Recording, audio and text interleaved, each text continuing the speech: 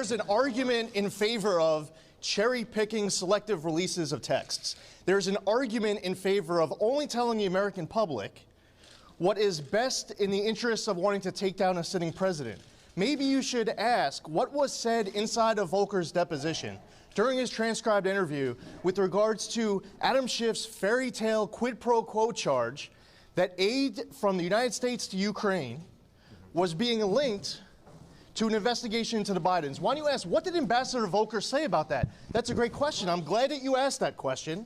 And I'll tell you the reason why that question was so important for you to ask is for many things, because he was in this room for several hours. And during several hours of testimony, he talked about how President Zelensky had no idea that there was a hold on aid at the time of the July 25th call. Ambassador Volker testified about how the readouts of the phone call that was made to him, that there was nothing in the readouts about there being a hold on U.S. aid or a quid pro quo. Or Ambassador Volker testified, this is what the transcribed interview would tell you if you asked this question. I'm glad that we're having this discussion. The next day, Ambassador Volker meets with President Zelensky. And in that meeting, there is no reference to a quid pro quo or President Zelensky having any idea that there was a hold on aid. Or, over the course of Ambassador Volker's next several weeks engaging with Ukraine, Ukraine makes no reference to there being a hold on aid or there being a quid pro quo. And by the way, you know what else Ambassador Volker testified to? This entire time, the aid was getting released. It was going to get released. And guess what happened? The aid got released. And you know what didn't have to happen?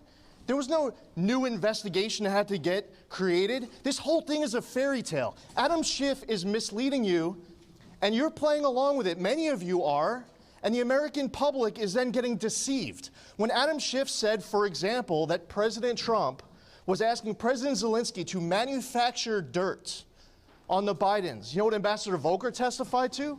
That was absolutely untrue. Now, that's what we would call an inconvenient fact for the narrative. You know what else Adam Schiff has been saying to you and the American public that was not true? That he had no contact with the whistleblower. He'd like to, but he didn't have any contact. He lied. You know what else he lied about? When he gave his opening statement from the acting director of national intelligence as to what was in front of the world as far as what the transcribed interview said.